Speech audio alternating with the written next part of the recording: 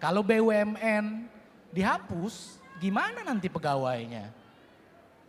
Gimana jutaan pegawainya? Silakan diluruskan Pak. Ini hoax atau benar nih kira-kira?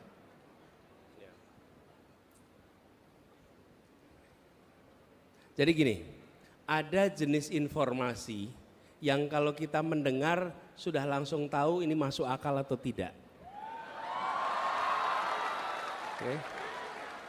Nah, kalau ada jenis informasi yang kita dengar tidak masuk akal dan dikutip oleh yang memegang kewenangan, maka yang memegang kewenangan tidak sedang menggunakan akal sehat.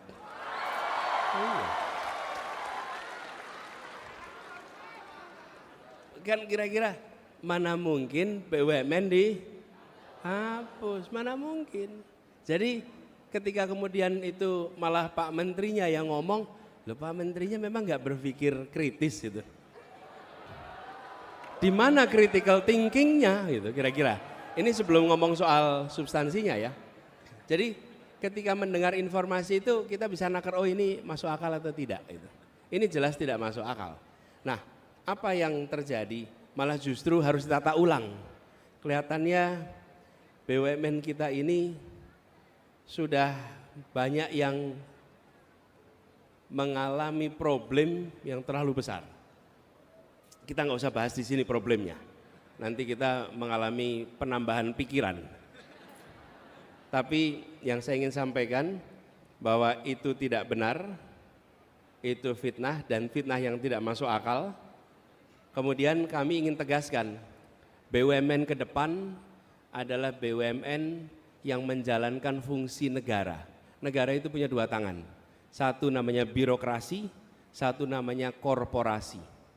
Yang disebut birokrasi itu kementerian, dinas, badan, itu birokrasi. Yang kedua namanya korporasi, BUMN, BUMD. Okay?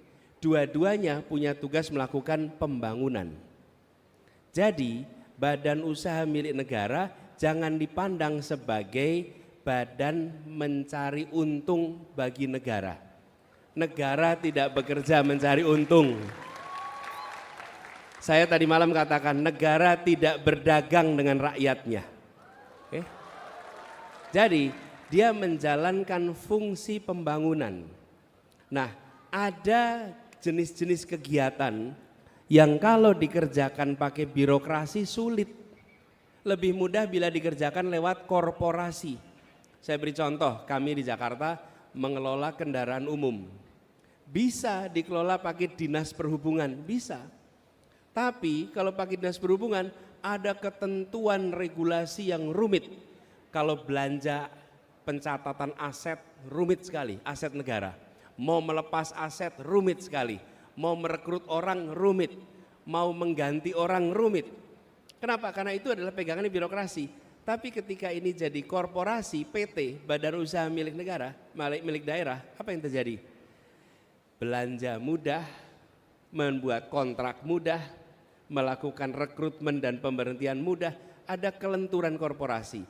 Nah ini yang diharapkan ke depan. Jadi kita negara mengandalkan pendapatan dari mana? Satu dari pajak, yang kedua dari pendapatan non pajak dari misalnya sumber daya alam dan lain-lain.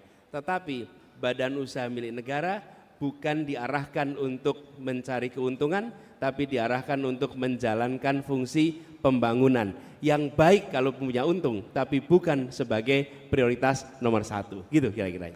Baik, jadi sudah dipastikan hoax ya. Aduh, katanya survei tinggi, kok sebar hoax, yang bener aja, rugi dong.